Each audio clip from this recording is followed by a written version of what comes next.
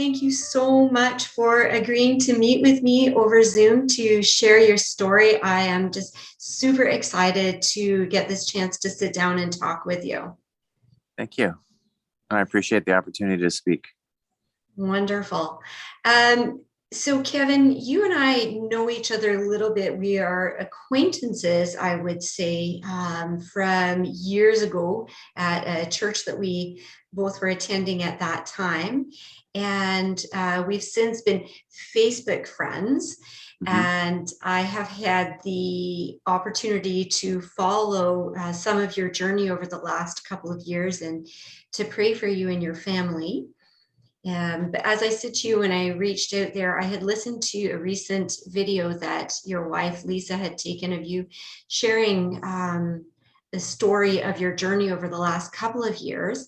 And so today we just wanted to talk a little bit more about that and hear about how it is that your faith has grown and is sustaining you in your own personal fire, if you will. But before we dive into that, let's just give our listeners, our audience, a little bit of a feel for Kevin Visser. Where did you grow up? What was your family like? And then, maybe just shoot in briefly to your family now, your wife, Lisa, your two kids. Yeah, so I grew up in Brantford and then the Brampton area, always in Ontario, in a nice, loving Christian home. So I was baptized as an infant in Christian Reformed Church and grew up, regularly attending church and considering myself a Christian. And we've been raising our family that way as well. Our sons are Keo, who's age 15 in a couple days, and Park, who's age 12. And then Lisa and I have been married for, actually we'll be having our 20th anniversary in September. Wow. So, and we grew a young adult church group at the church we were attending. So I've always considered myself, Christian. But then when I received my diagnosis 2 years ago, basically 2 years ago from now, in June 2020, I immediately started having more questions about my faith. And I went to my pastor at the time and started asking about heaven, and then started asking about, am I even worthy? And he just assured me and walked me through a lot of those kind of self-doubts right off the start. And I just became, I want to say, kind of obsessed with heaven, for one thing.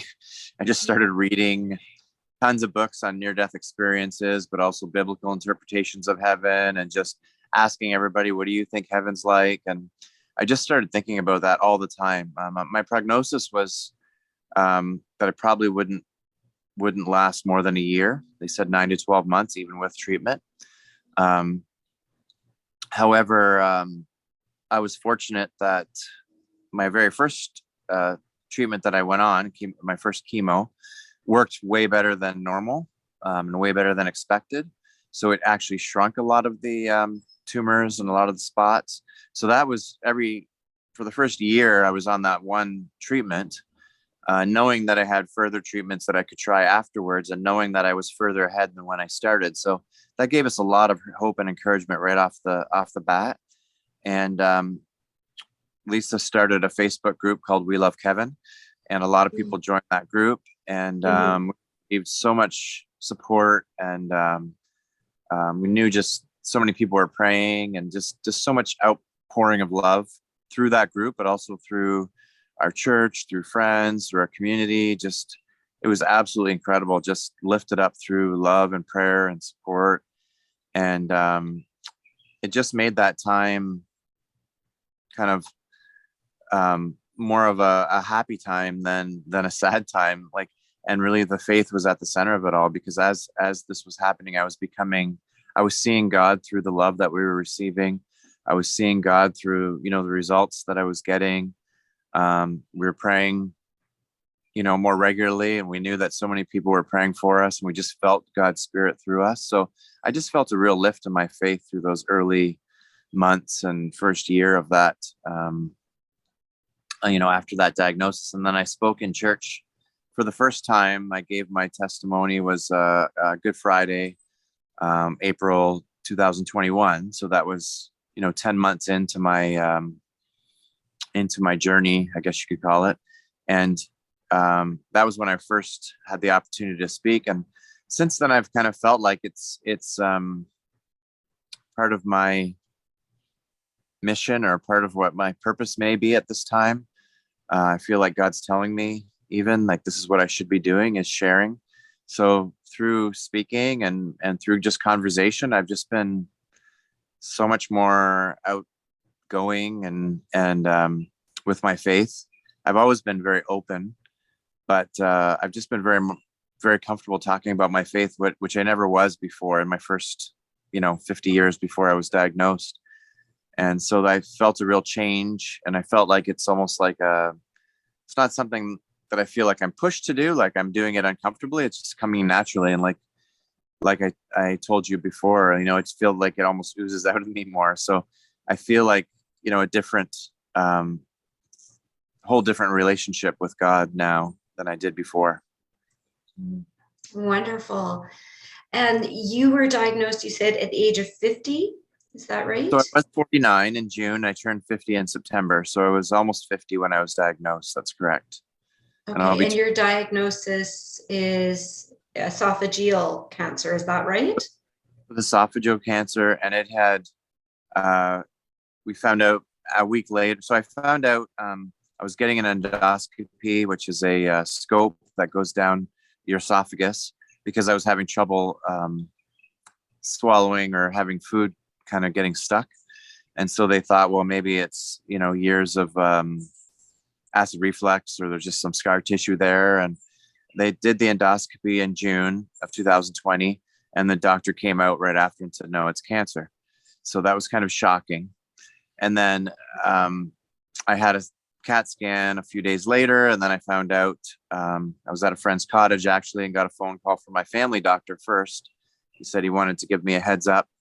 And he said, I just want to let you know that it's metastatic. It's spread to your lungs, your brain, your liver, your lymph nodes, and basically all through my body. So he said, you really things could really happen fast, and it's time to kind of get your affairs in order, and that sort of thing. And that was shocking, because when I first got the diagnosis, or first found out that I had cancer, I just thought, okay, well, I'll have surgery. And I was already meeting with a surgeon, and I thought, I'm generally an optimist, and I just thought, okay, it won't be pleasant, but I'll be having surgery and maybe some treatment, and we'll just get that out of there. And, we'll have a year kind of where I have to deal with that, and then I'll get on with my life. But then I found out a few days later that, I was expected not even to make it a year. And, if I made it 2 or 3 years, it would be almost unheard of. So here I am after 2 years, and I am getting near the end of,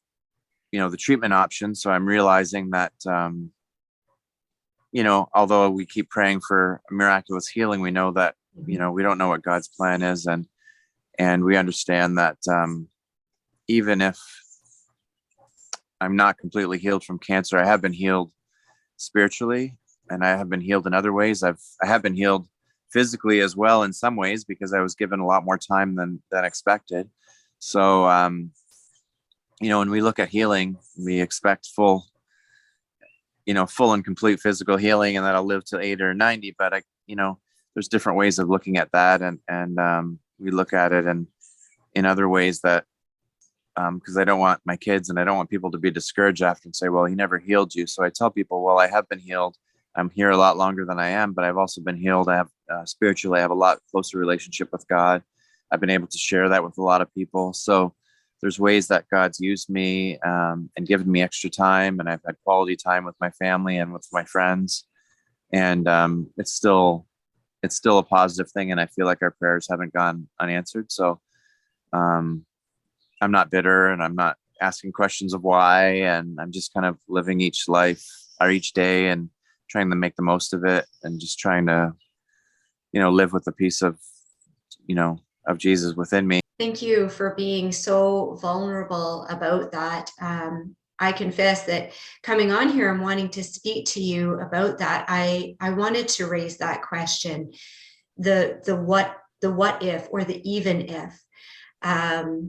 And I think one of the things that inspires me from the Bible to want to talk about people, or wanting to talk to people rather, who are going through um, fires or challenges where there might not be the outcome that we would like to see this side of eternity. I think of Shadrach, Meshach, and Abednego when they were about to be thrown into the fiery furnace, and how they said, our God is able to save us, but even if he does not.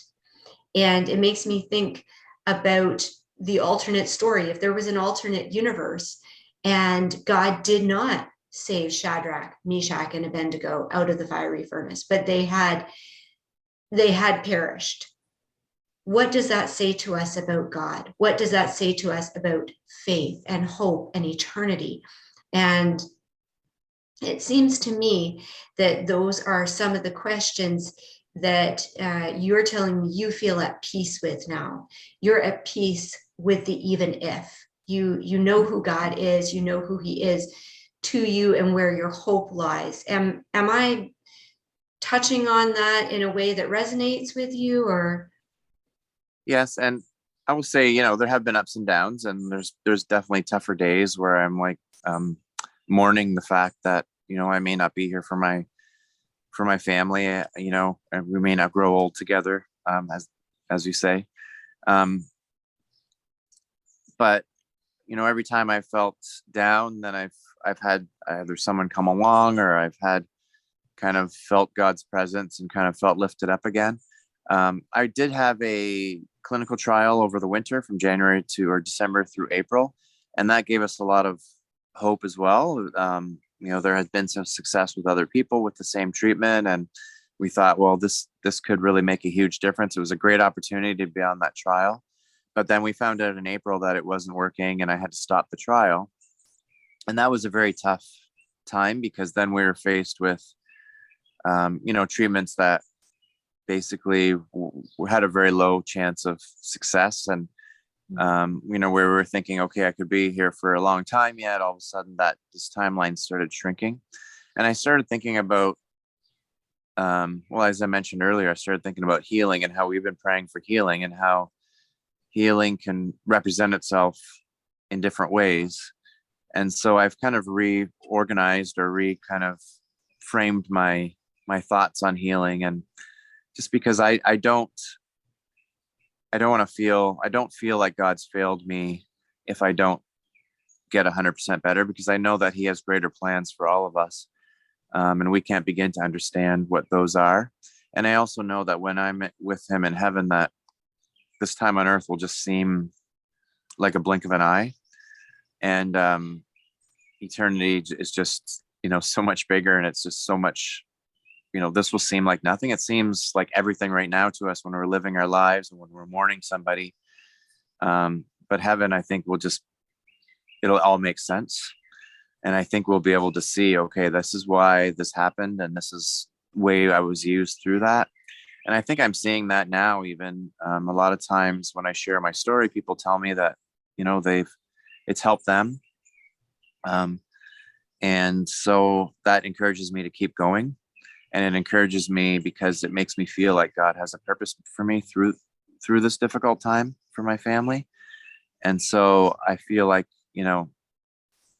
if I don't have much time, and that leaves my family in a really tough situation, I know that God will be there for them. I know that we have a great support network. I try to look at the positive,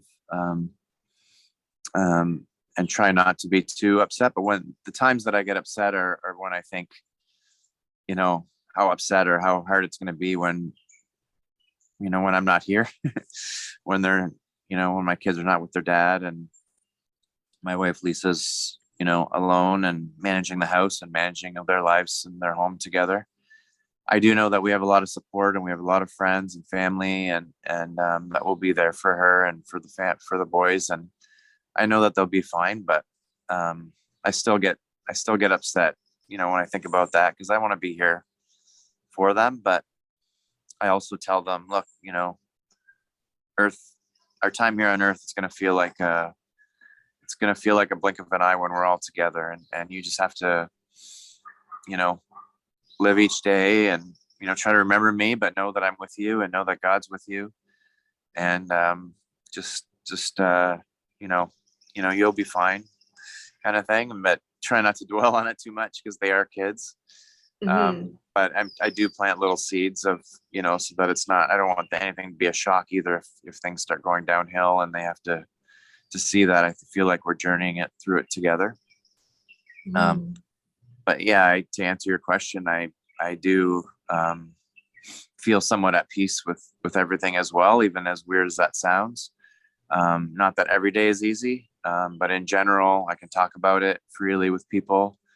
Um, and I just know that no matter what happens and no matter what happens with my healing and my journey on earth, I know that I've been able to share my faith a lot. I know that that's helped some people, maybe a lot of people.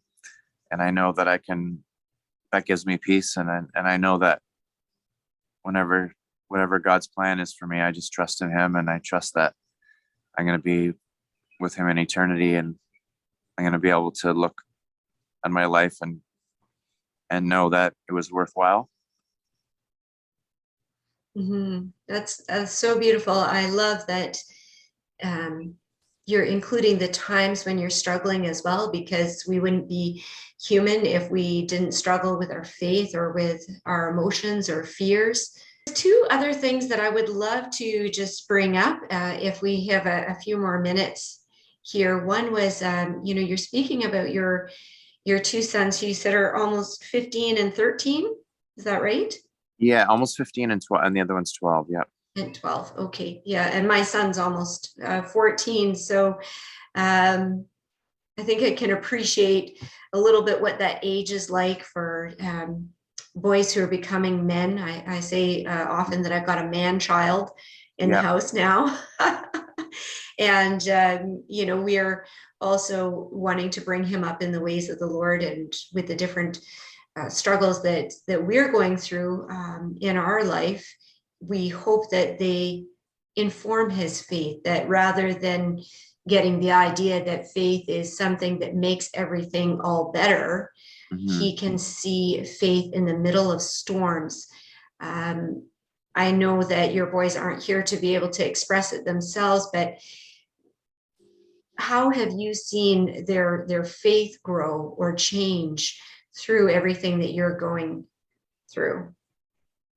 I feel like it's stronger. I mean, they have some really good Christian friends, and they go to youth group, and they don't always, they have different levels of comfort between them with how they talk about it with their friends. One of them is more open with it and share, and they pray at school and in class, and with his friends are all aware of it. My other son, he's a little bit more guarded and a little bit more private about it, but the closest people to him know what's going on, and they're both of their friends, you know, I know are always there for them and a big support for them. Um, and we together as a family talk a lot through this, a lot more, and pray together a lot more. And I think that's all, you know, leading to stronger faith for them. And I was afraid for a while that, they would be angry if I wasn't healed, because we pray for healing all the time, which is why, I talk to them about the ways, we always talk about the things that we're grateful for and the ways that God has blessed me and our family, and that God will always be with them. Um, and um, I think, and I hope that, through everything, they'll come closer to God and not further away. Um, and I think that you know, that's how that, we're leading up to that. I'm just, I do worry about that sometimes, about them having some time where they want to push away, or that they want to be angry, and you can't control kind of what's happening in their hearts that way. But I think we're having the conversations now, and we're praying together, and we're um, doing things together as a family with God at the center of it, that in a way that I hope they'll use that relationship and lean on that relationship with him as a strength to strengthen them and not to push away. So, and at some point you have to leave it in their heart and in God's hands. My favorite passage that guides a lot of my desire in Christ is Philippians chapter 3, where the Apostle Paul says that he counts as loss everything that would have been considered as a gain to him for the sake of knowing Christ and being found in Christ. And I wonder, as you are reminded of that passage, considering everything that would have been a gain, maybe even, long life or health, that would have been a gain. That's a gain for us. How would you respond to that verse now with everything that's going on in your life? Well, I just have to think and believe that God had different gains or different plans for me in my life. And again, we're still praying for healing, and it's possible we am, and we're not giving up on that. But medically speaking, it may not, that may not happen. And that's okay too, because, God's used me in the last couple of years in ways that I could have never imagined, and he's made me closer, to him and help, my relationship with him is completely different. And so that I feel much more equipped moving forward, whether that's moving forward through life on earth or moving forward with him in heaven. So, when they talk about plans, we don't know, our earthly plans are, almost meaningless. Like we can make plans, but we know that God's plan is really the one that matters, and it includes eternity. So, we can't get too caught up in, what we were going to do, 10 years or 30 years from now, because, curveballs get thrown at us, and we have to have some trust and faith in why that's happening, and how we can be used, and how we can, bless the kingdom through that, and not get too caught up in, well, I was promised a long life, because I don't think that's true necessarily. We're promised eternity, and that's way bigger than, whatever could happen here on earth. Mm-hmm.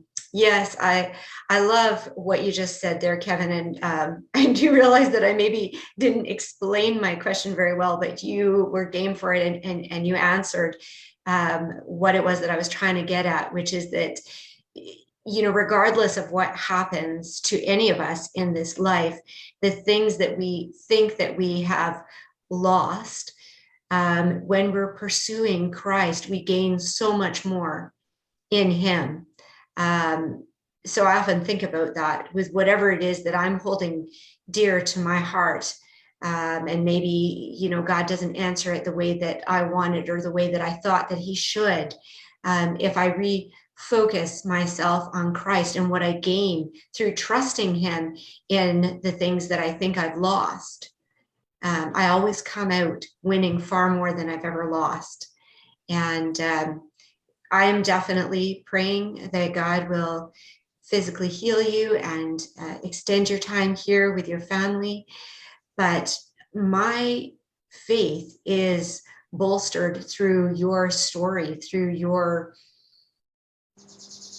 trust in God, and the fact that you are focusing not just on 20 years from now, but like I like to say, 200 years from now. What are we going to be doing 200 years from now? Regardless of what happens in our physical lives, neither you nor I are going to be in these bodies 200 years from now, but we do have a hope. We will be with Christ, doing probably unimaginable things 200, 400, 600 years from now. Yeah. And with our families as well, with our boys and our spouses. And that is our ultimate hope. So For sure. Yeah. So we're going to wrap it up now. Is there anything that you would just like to say in closing? Well, I just appreciate your wanting to speak with me, and I appreciate your words as well. You've been very encouraging to me, so thank you. And no, it's really nice, that you've thought to do this, and I want to share and kind of try to help other people with their situations by doing this video series. So thanks for taking this on, and thanks for including me. I really Yeah. appreciate it.